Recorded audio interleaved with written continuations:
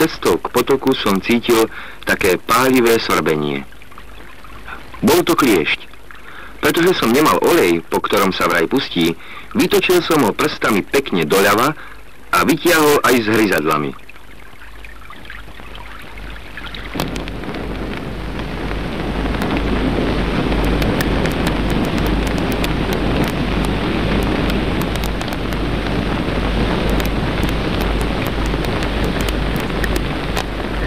A teraz, sezam, otvor sa.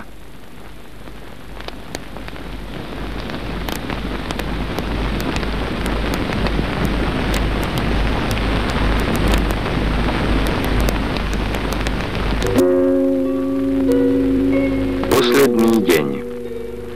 Po raňajkách som začal generálne upratovanie, aby tu nezostala ani stopa po mojom pobyte. Na cestu som si napiekol zemiaky a schoval i kúsok kačky. Večerať sa bude už v kasárniach. A odstránil som aj tú druhú pascu, do ktorej sa našťastie nič nechytilo.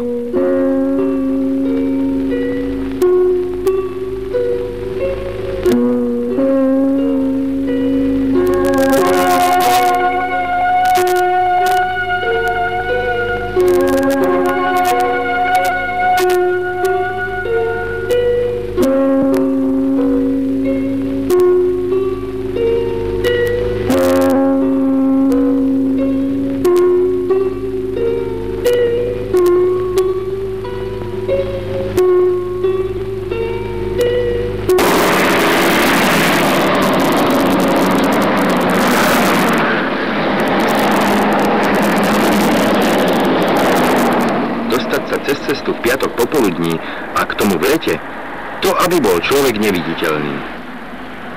Možno, že by to šlo tadiaľto mostíkom pod cestou.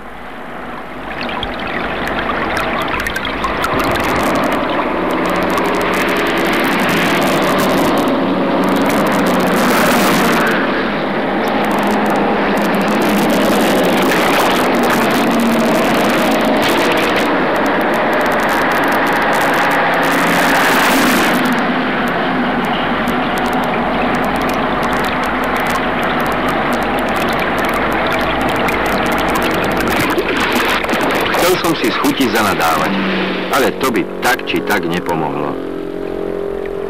Keď rodinka naleštila auto a odišla, mohol som konečne prebehnúť pod mostíkom. A tak už bez prekážok som sa dostal na odletovú plochu.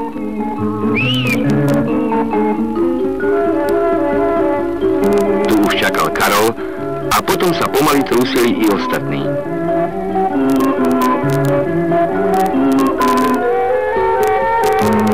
Keď je hlad, chutí i studený zemiak ako kura.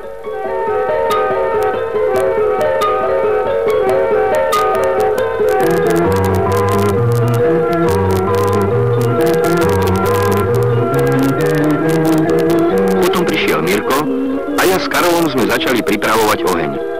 Bolo to dohovorené znamenie pre vrtuľník. Aby drevo dobre chytilo, dal som do prostriedka špeciálny podpal.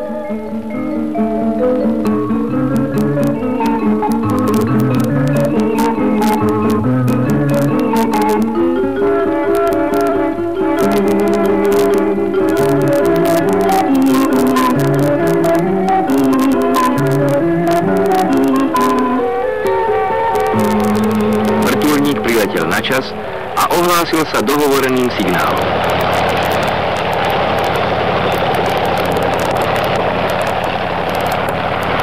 Dali sme na oheň trávu, aby dym ukázal pilotovi smer prízemného vetra pre pristátie.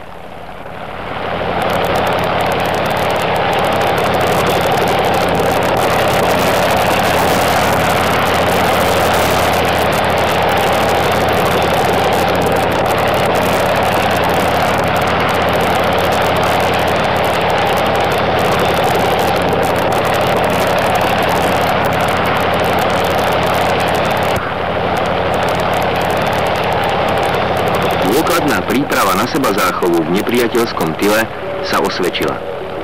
A cvičenie nám ukázalo, že sa dá naučiť umenie prežiť.